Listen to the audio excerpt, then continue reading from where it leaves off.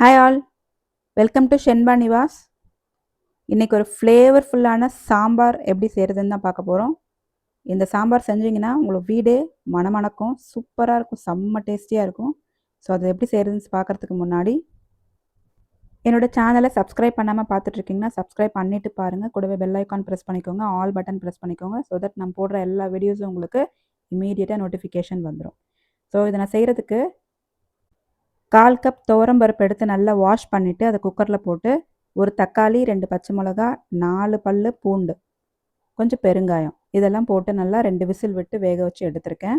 So இந்த அளவுக்கு வேக வச்சு நான் எடுத்து வச்சுருக்கேன். இதுக்கப்புறம் இதுக்கு நான் ஒரு மசாலா அரைக்க போகிறேன், சாம்பார் பொடி அரைக்க போகிறேன். ஸோ இந்த சாம்பார் பொடி எப்படி அரைக்கிறேன் அப்படிங்கிறத ஒரு வீடியோவாக போட்டிருக்கேன். அதோட லிங்க் நான் ஐ பட்டனில் கொடுக்குறேன். ஸோ இதோட டீட்டெயில்டு எக்ஸ்ப்ளனேஷன் அதில் இருக்கும், அதை நீங்கள் பார்த்துக்கோங்க. இதுக்கு நான் மல்லி, துவரம்பருப்பு, கடலைப்பருப்பு, மிளகு, சீரகம், வெந்தயம், உளுந்து இது எல்லாமே நான் மெஷரிங் கப்பில் எடுத்திருக்கேன். ஸோ இதோட மெஷர்மெண்ட் அளவு எல்லாமே அந்த வீடியோவில் இருக்கும், நீங்கள் செக் அவுட் பண்ணி பார்க்கலாம். ஸோ இந்த மாதிரி நல்லா ட்ரை ரோஸ்ட் பண்ணிவிட்டு நான் மிளகா வத்தலும் வறுத்துட்டு அரைச்சி எடுத்து வச்சுக்க போகிறேன். இந்த சாம்பார் பொடியை யூஸ் பண்ணி நீங்கள் சாதத்துக்கான சாம்பாராக இருந்தாலும் சரி, இல்லை டிஃபன் சாம்பாராக இருந்தாலும் சரி, இதில் ஒரு டேபிள் ஸ்பூன் அளவுக்கு போட்டு செஞ்சிங்கன்னா அவ்வளோ சூப்பராக இருக்கும், ஃப்ளேவர்ஃபுல்லாக இருக்கும், டேஸ்டியாக இருக்கும். ஸோ நீங்கள் ட்ரை பண்ணி பாருங்கள். இதுக்கான வீடியோ நான் உங்களுக்கு லிங்க்கில் கொடுக்குறேன், செக் பண்ணி பாருங்கள். இந்த மாதிரி நான் அரைச்சி எடுத்துக்கிட்டேன். இப்போ நம்ம சாம்பார் செய்ய ஸ்டார்ட் பண்ணலாம். ஒரு கடாயில் 2 டேபிள் ஸ்பூன் ஆயில் ஊற்றிக்கிறேன், கடலெண்ணெய் ஊற்றிருக்கேன். 1 டீஸ்பூன் கடுகு, 1 டீஸ்பூன் வெந்தயம், 1 டீஸ்பூன் சீரகம், ஒரு கொத்து கருவேப்பிலை இதெல்லாம் போட்டு எண்ணெயில் நல்லா பொரிய விட்டுட்டு, சின்ன வெங்காயம் ஒரு 10-15 சின்ன வெங்காயம் 2 கட் பண்ணி வச்சுருக்கேன். அதையும் நான் இதில் இப்போ ஆட் பண்ணிக்க போகிறேன். 2 பச்சை மிளகா ஆட் பண்ணிக்கிறேன். வெங்காயம் நல்லா ஆட் பண்ணிவிட்டு ரொம்ப வதங்கணும்னு இல்லை, கண்ணாடி பதம் வந்த அளவுக்கு போதும். சாம்பாருக்கு சின்ன வெங்காயம் போட்டு செஞ்சிங்கன்னா ரொம்பவே நல்லாயிருக்கும் டேஸ்டியாக.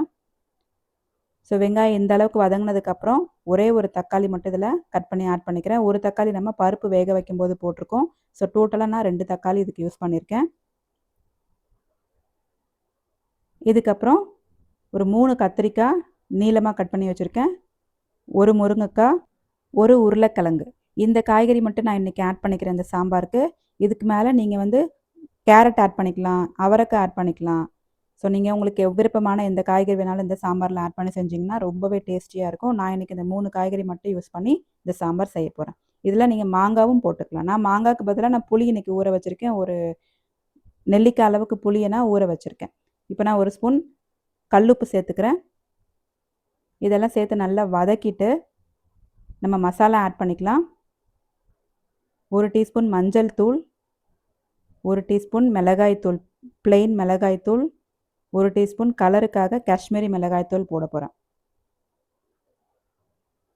இதுக்கப்புறம் நம்ம அரைச்சி வச்சுருந்த அந்த சாம்பார் பொடியும் ஆட் பண்ண போகிறோம். ஸோ அதுக்கு ஏற்ற மாதிரி நீங்கள் காரம் கூட குறைச்சல் சேர்த்துக்கோங்க. இதெல்லாம் போட்டு நல்லா வதக்கிட்டு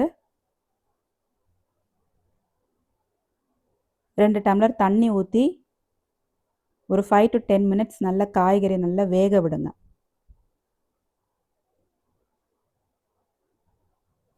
இந்த அளவுக்கு வதங்கினதுக்கப்புறம் நான் 2 டம்ளர் தண்ணி ஊற்றிக்கிறேன். தண்ணி ஊற்றி மூடி போட்டு நல்லா வேக விடுங்க. காயில் நல்லா வேகட்டும். உருளைக்கிழங்கு வேகிறதுக்கு டைம் ஆகும். ஸோ நல்லா வேகட்டும். ஒரு 5 to 10 மினிட்ஸ்க்கு அப்புறம் பார்க்கலாம். இப்போ நல்லா கொதிச்சிருச்சு, ஓரளவுக்கு காயில் நல்லா வெந்திருக்கும். இப்போ நம்ம அரைச்சி வச்சுருந்தோம் இல்லையா சாம்பார் பொடி, அதில் 1 டேபிள் ஸ்பூன் அளவுக்கு நான் சேர்த்துக்கிறேன். இது போட்ட உடனே அந்த சாம்பார் அவ்வளோ ஸ்மெல் வரும், நல்லா ஃப்ளேவர்ஃபுல்லாக இருக்கும். ஸோ இதை நல்லா மிக்ஸ் பண்ணிவிட்டு புளி ஊற வச்சுருந்தோம் இல்லையா, அதை நான் இப்போ கரைச்சி இதில் ஆட் பண்ணிக்கிறேன். இதுக்கப்புறம் இது நல்லா கொதிக்கட்டும். கொதித்ததுக்கப்புறம் நம்ம வேக வச்சுருந்த பருப்பு கூட ஒரு தக்காளி, 2 பச்சை மிளகா, 4 பல் பூண்டு அதெல்லாம் போட்டு வேக வச்சுருக்கேன் இல்லையா, அதை இப்போ நான் ஆட் பண்ணிக்கிறேன். பருப்பு நல்லா மசிக்கணும்லாம் அவசியம் கிடையாது, லைட்டாக அப்படி கிளறி விட்டுட்டு ஆட் பண்ணிக்கோங்க. மெதுவாக அந்த சாம்பாரில் மிக்ஸ் பண்ணுங்கள். இந்த மாதிரி நல்லா மிக்ஸ் பண்ணிவிட்டு ஒரு 5 மினிட்ஸ் நல்லா காய்கறியோடு சேர்ந்து கொதிக்க விடுங்க. இப்போ நீங்கள் உப்பு காரமெல்லாம் செக் பண்ணிக்கோங்க. மூடி போட்டு ஒரு 5 மினிட்ஸ் வேக விடுங்க. 5 மினிட்ஸ் நல்லா கொதிச்சதுக்கப்புறம் காய்கறி எல்லாமே வெந்துருச்சான்னு செக் பண்ணிவிட்டு கொஞ்சம் கொத்தமல்லி ஆட் பண்ணி மூடி வச்சுருங்க. அவ்வளோதான், சூப்பரான சாம்பார் ரெடி ஆகிடுச்சு. நல்லா ஃப்ளேவர்ஃபுல்லான சாம்பார், டேஸ்டியாக இருக்கும். இந்த மாதிரி ஒரு சாம்பார் நீங்கள் உங்கள் வீட்டில் வச்சு சாப்பிட்டு பாருங்கள். உங்கள் வீட்டில் உள்ளவங்க எல்லாரும் சூப்பராக இருக்குன்னு சொல்லுவாங்க, கண்டிப்பாக சொல்லுவாங்க. ட்ரை பண்ணி பார்த்துட்டு எனக்கு கமெண்ட் செக்ஷனில் கமெண்ட் பண்ணுங்கள். நான் போடுற ரெசிபீஸ்லாம் உங்களுக்கு பிடிச்சிருந்ததுன்னா என்னோடய சேனலை சப்ஸ்கிரைப் பண்ணுங்கள். என்னோடய வீடியோஸை உங்களோட ஃப்ரெண்ட்ஸ் அண்ட் ஃபேமிலிக்கு ஷேர் பண்ணுங்கள். அடுத்து வேறொரு இன்ட்ரெஸ்டிங் ரெசிபியோடு பார்க்கலாம். டில் தென் பாய். தேங்க்ஸ் ஃபார் வாட்சிங்.